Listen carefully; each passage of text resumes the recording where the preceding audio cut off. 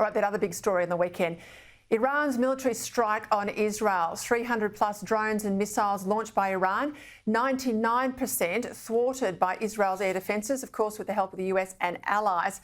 It's prompted justifiable fears that the Middle East is on the brink of all-out war as the Gaza conflict continues. For more on this, I'm joined by Director of Strategic Analysis Australia, former Deputy Secretary for Strategy in our Defence Department, Peter Jennings. Well, Peter, thank you for your time. We know Israel's at war with Hamas in Gaza in the south. It's fending off daily attacks from Hezbollah in the north. Now, Iran. This has got to be the darkest couple of days for Israel in its history. How likely is conflict with Iran?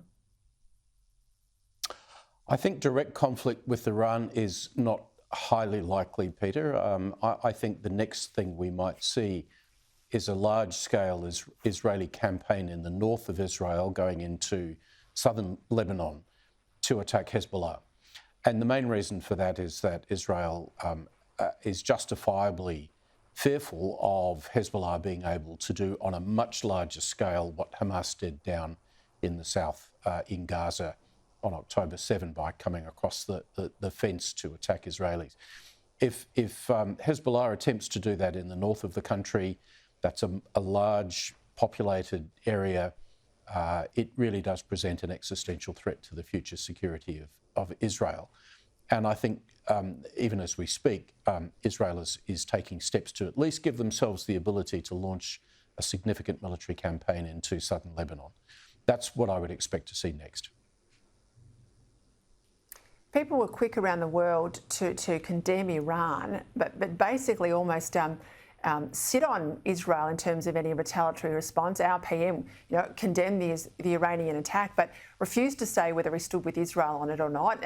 President Biden said, yes, there's solidarity for Israel, but he didn't want a response from Israel back to Iran. Now, we can understand why. No one wants a third world war, but Israel doesn't seem to get the leeway to retaliate that other nations do when they are attacked.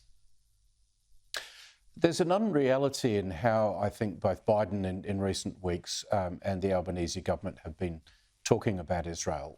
There's this sort of fantasy world that ceasefires must happen straight away.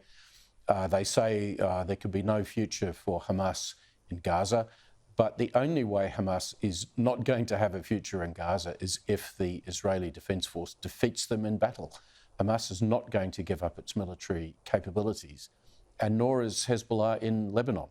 So it's all very well for, left-centre governments to sort of talk about the importance of peace and the value of restraint, but they really need to focus on the reality of what's going on in the Middle East, and that is Israel is fighting for its life, and it will continue to do so, whether Australian governments like that or not.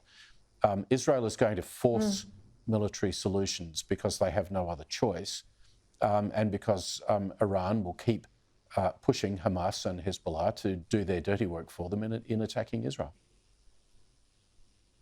Talk to me about drones. I said a little earlier on, it is absolutely crackers that the world is going down the path of drones. We're making drones in Australia for Ukraine. They're not in our forward plan. We're talking about kit and capability coming in 2030, 2040. Well, the threats are really live, and now we can see how pivotal drones were over the weekend. We see it almost daily in Ukraine. I know you have been speaking out on this for some time, but surely we must change our strategy here in Australia. We desperately have to, Peter, and there are two parts about this. First, it is pointless, as you say, just focusing on what the perfectly designed Australian Defence Force is going to look like in the mid-2030s. It's pointless to focus on that when the real concern is the risk of conflict growing in the mid-2020s, just in the next few years. And yet that seems to be where our defence organisations' focus is and what the Albanese government is most comfortable to talk about. Second thing is we are the only advanced military in the world which does not have an armed drone as part of our existing force structure. We've used drones for reconnaissance purposes, for a range of other tasks, but not for actually carrying weapons. And yet what we see in Israel and the current war there, what we see in Ukraine over the last couple of years, is that drones are changing the nature of air warfare.